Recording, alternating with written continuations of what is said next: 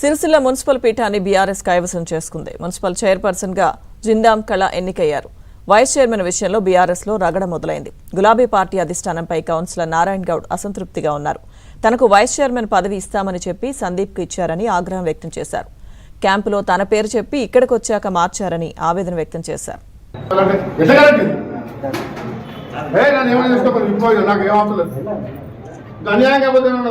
అది ఏమంటాడు ఇక్కడ తీసుకొచ్చి ఇక్కడ చేంజ్ చేస్తే ఏది ఏది రాజ్యం ఏది రాజ్యం ఎడిపోతుంది.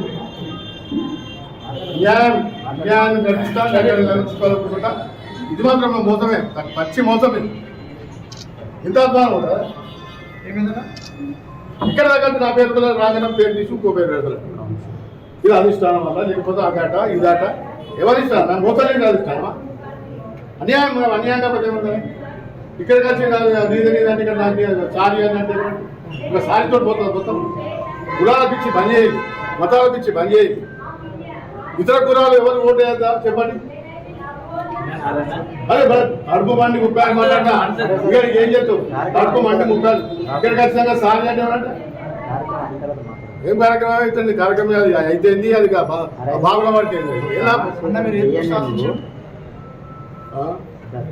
అన్యాయంగా ఇప్పుడు అట్లా మళ్ళీ అన్యాయం అన్యాయం నమ్మించి మన కొంచెం పోతలేదు. గతంలో చూద్దాం అన్యాయం చేసిండు. వచ్చేది ఇక్కడ ఖచ్చితంగా లిఫామా చేసిండు. సారీ ఒక సారీతో అయిపోతుందా? కేటీఆర్ ఆదేశాలు ఉంటే మేము మౌనంగా ఉన్నాం. సార్ నీ పనిచేస్తాం, అన్యాయానికి అన్యాయం జరిగింది, మీరు వెళ్ళిపోవాలంటే ఇలా వచ్చినాం. ఇక్కడ ఖచ్చితంగా లిఫామాలో చేంజ్ చేసి ఎలా సాధ్యం? ఇట్లా ఎన్ని రోజులు చెప్తారు, ఇంతమంది పని చేస్తారు. ఇయ్యాని చెప్పుంది, మేము అడుగు ఇయ్యమయా మీకు పలానాళ్ళకి ఇద్దామని చెప్పచ్చు కదా. ప్రభాస్ ఇక్కడ వచ్చాక మళ్ళీ చేసిన మాట